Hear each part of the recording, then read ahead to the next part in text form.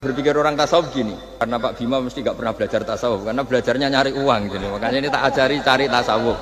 Tadi sudah tak gojlok, terus ngapalkan Quran katanya. Kalau cara berpikir tasawuf itu gini, surga dan neraka itu muajalah, itu nanti. Kamu nyembah Allah ingin masuk surga, takut menghindari maksiat atau takut sehingga tidak maksiat karena takut neraka.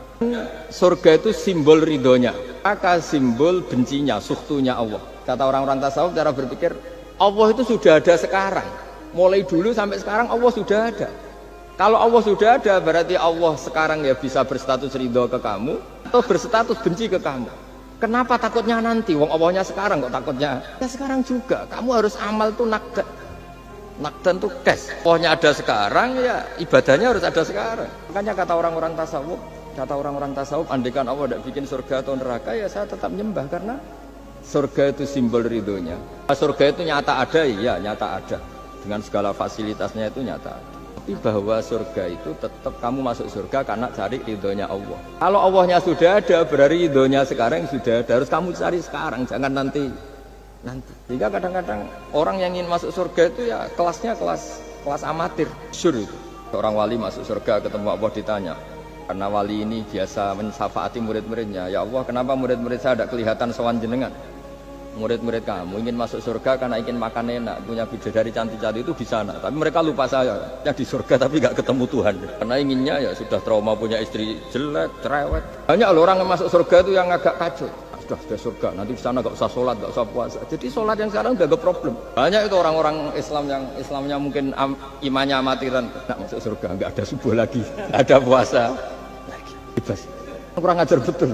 Jadi ibadah itu dianggap problem. Ini kan di cerita dunia wali itu ada wali bertanya gini, ya Allah apa di surga itu ada sholat? Tanya sama Allah, kenapa kamu tanya gitu? Kalau tidak ada sholat mendingan saya tidak di surga. Saya tidak bisa membayangkan ada kenikmatan di atas sholat. Kalau jenengan kan nggak bisa membayangkan kalau di surga masih disuruh sholat. Sampai sekarang aja kita tahu berhentinya sholat itu kapan. Kalau sampean tanya gitu, kalau ingin berhenti sholat nggak wajib, majnun. Jadi orang gila langsung nggak wajib. Jadi artinya harus dilatih ilmu-ilmu tasawuf seperti ini supaya hidup itu nyaman. Hidup itu nyaman. Dulu Pak Imam ini ada Pak PJ Rembang. Itu dulu ada seorang raja. Didatangi ulama. Gimana cara saya tidak nikmati jadi seorang raja? Ulama itu nasihatinya gampang. Dia omongin gini Pak Raja, kalau kamu di Sahara, di padang Sahara, kemudian Anda kehausan. Kalau tidak minum satu gelas air Anda mati. Kah? Terus kemudian yang punya air bilang gini, kamu tak kasih air, tapi syaratnya kerajaannya kasihkan saya. Kamu kasihkan apa milih mati? Saya milih dikasih air, dengan nggak jadi raja tapi hidup. La tafroh bimulkin la yusawi kak samain. Kamu jangan bangga dengan satu kekuasaan, dengan satu kerajaan yang nilainya sama dengan gelas. Hanya dia terjadi raja yang soleh karena ternyata apa? La yusawi kak samain, tidak sama atau ya nilainya itu masih. Kita yang rakyat yang tidak jabat, hanya masyarakat, itu ya harus berpikir gitu. Orang tidak jadi bupati tetap hidup, nggak jadi pegawai BUMN tetap hidup. Tapi kalau nggak minum air itu mati. Dan rata-rata rakyat itu bisa minum air. Artinya apa? Kita dan mereka itu sama-sama punya nikmat yang pokok, yaitu sadur rumki, nikmat yang bisa mempertahankan kehidupan. Jadi nikmat selain itu tidak pokok. Sehingga orang itu bisa jadi wali, ini resep jadi wali. Jadi wali itu udah harus tirakat dalail, terus gak pernah makan nasi itu enggak, itu keberatan. Jelas sebagai BUMN enggak mau itu, mesti enggak mau itu. Mesti enggak mau. Agak mau ya agak bakat. Jadi udah pasti enggak mau. Ini saya tahu banyak tentang beliau. Pak Aryo itu bin Slamet. Dulu abahnya itu ditobatkan Gusmi. Dingertikan agama oleh Gusmi. Karena beliau ingin tetap mencintai Kiai, terus korbannya saya karena Gusmi meninggal, terus mahabbahnya diarahkan ke saya. Saya berdoa supaya diarahkan ke banyak kiai lah, supaya saya tidak jadi objek sasarannya. Itu juga repot ini. Saya itu sering disewani orang dari Kalimantan, Sulawesi, saya ingin idolakan jenengan, saya ingin dekat dengan jangan. Ya, sudah lah, pakai kiai lokal di sana aja, jadi sampai tidak ganggu saya. Terus kiai lokal di sana juga tidak mahjub oleh saya. Kata. Teruskan. Jadi dulu para raja dilatih oleh ulama, termasuk dilatih begitu. Kamu punya kamar 1000, kalau tidur 5 menit ganti kamar, karena eman sudah dibikin kok nggak dipakai. Enggak juga, punya kamar 1000 yang dipakai hanya satu. Ngapain punya 1000 yang dipakai hanya baju satu lemari, yang dipakai hanya satu. Mentang-mentang bajunya 5 terus pakai rangkepan sampai 5. Yang mobil 5 yang dipakai ya. Jadi orang dulu itu dilatih sebegitu. Jika dulu itu tidak ada raja kecuali punya penasehat. Belum Islam ada resi, kalau setelah Islam ada ulama. Sehingga mereka bisa menertawakan kerajaan. Maksudnya dianggap biasa. Seorang raja ditanya ulama, khas seorang raja itu apa?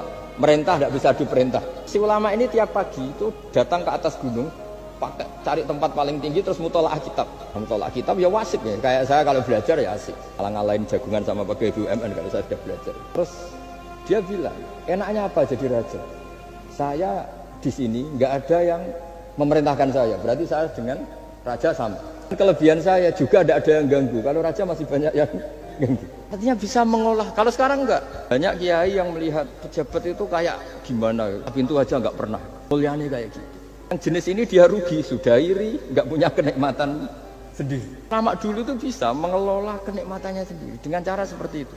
Makanya masyhur Sayyidina Ali itu kalau malam, di antara sebab beliau dekat sama Allah, di antara wiridannya itu bukan kayak wiridan kita itu enggak. Wiridannya begini. Ya Allah, yang maha dahsyat, maha top.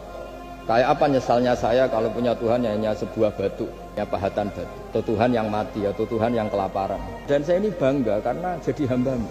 Di orang dulu itu nyembah Allah itu tidak harus dengan kalimat subhanallahu akbar, tapi punya kesimpulan yang menjadikan mereka ini nyaman dengan Allah. Bu Yazid Al-Bustami itu diangkat jadi wali setinggi-tingginya itu diantaranya itu. Kalau wiridan bilang gini, ya Allah kenapa engkau ngasih makan saya, ini aneh. Kenapa engkau ngasih minum saya itu aneh. Di mana-mana orang memberi itu ada kepentingannya. Misalnya majikan, bayari karyawan karena ada kepentingannya. Nah, kalau di fikih itu agak absurd. Fikih itu hubungan suami istri itu agak kacau kalau dalam fikih. Laki itu tidak wajib nafkahi istrinya kalau tidak ngasih. Jadi kayak agak-agak transaksi. Istrinya punya hak nggak mau diajak kalau nggak dikasih nafkah. Jadi makanya dulu Mbah Mun kalau ngajar saya jari wong perhitungan.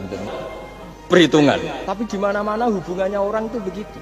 Kenal kiai, nak orang meloro kiai dia. Enggak cerita Bu Yazid itu, ya Allah engkau zat yang luar biasa. Engkau tidak butuh saya tapi ngasih saya. Ini fenomena aneh.